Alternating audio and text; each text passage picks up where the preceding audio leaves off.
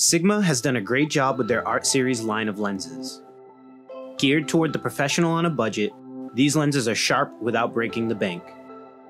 Today, we're going to break down the Sigma Art 35mm 1.4. Hey guys, welcome to this week's video where we're going to be going over the Sigma Art 35mm 1.4. If you're new to the channel and you like content about photography and videography, make sure to like and subscribe to the channel as I'm constantly putting out content every week. If there's one lens that probably has the most miles on all of my cameras, it's definitely my Sigma Art 35mm. This is probably my favorite lens and I'm so excited to be able to do this review today. Now, I've used this lens for the majority of my client work since I purchased it back in 2016. I really love the 35mm focal length because it has a minimal amount of distortion when talking about a wide-angle lens, and there's something about the look you get out of it when capturing portraits that really fits my style and brand. You're just able to get close enough to your subjects while being able to capture the background telling a complete story.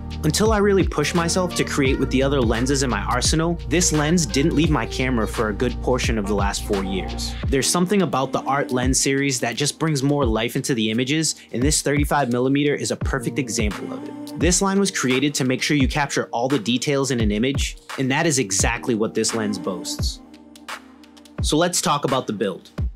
This lens is a tank. In comparison to 35mm lenses from other brands, it's about the same in size, but with the metal construction, it's a bit heavier than the others. Although the metal makes it a little bit heavier, it gives me a little bit more security in terms of protection. If I bang or drop the lens, I know that the components inside are gonna be a lot more safer than their plastic counterparts. One downside for the construction of this lens, which is unfortunate due to its price tag, is the fact that it lacks weather sealing. For my own use as a wedding photographer, you never know if you're gonna have a rainy or sunny day. So to know that this lens may be exposed to the elements just means that I'm gonna have to take extra steps of precaution to protect it from rain or even dust getting through into the sensor. Now let's talk about the autofocus.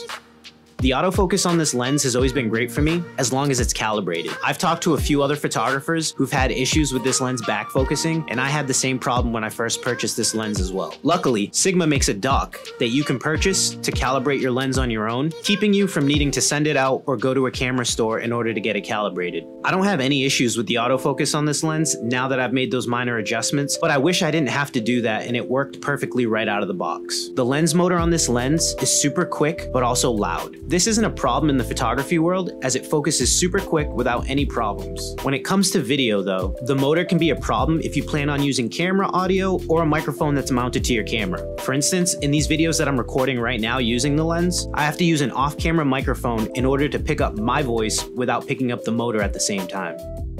Next, let's go over image quality. The reason I love this lens so much and talk so highly about it is because I love the image quality. As you can see in these photos, the optics create an extremely sharp image. Even at a lower aperture, you will notice the image doesn't suffer from any softness or distortion. These next few images were shot at 1.4 to show you how sharp the lens is when it's wide open. I use this lens for pretty much every video I do on YouTube, which is why I can't currently show it off to you. On the video side of things, it performs just as well as it does for photo, giving me the sharpest image out of all the lenses I own. Now let's talk about the pros of this lens.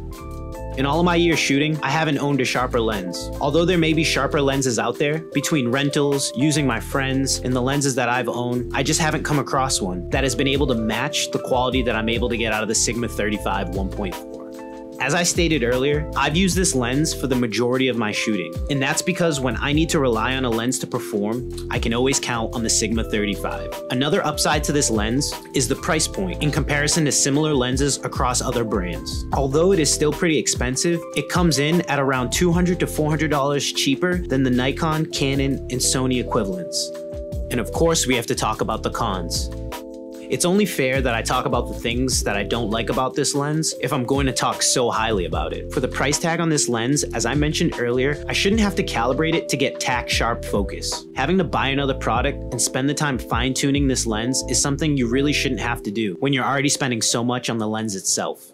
Another con is the lack of weather sealing. As a photographer who has to shoot in some adverse situations, like rain on a wedding day, I have to worry about moisture getting inside the lens, and that adds another layer of preparation I have to add to my workflow. With that being said, I haven't had any issues with it getting moisture inside or dust inside my camera since owning it, but that's because I have to take that extra step to protect it. If you buy this lens, make sure that you take that extra step when bringing it out into the elements. All in all, this lens is the perfect buy for somebody who's looking to get pro-level glass without having to break their bank. It's the perfect in-between lens, so whether you want to shoot landscapes or portraits, you have the flexibility to do so. As long as you take into consideration the little bit of fine-tuning that you have to do, you will be sure to not be disappointed. Again, if you enjoyed this video, make sure to tell me what you like about the Sigma 35mm below and subscribe to the channel to stay up to date with new content each week.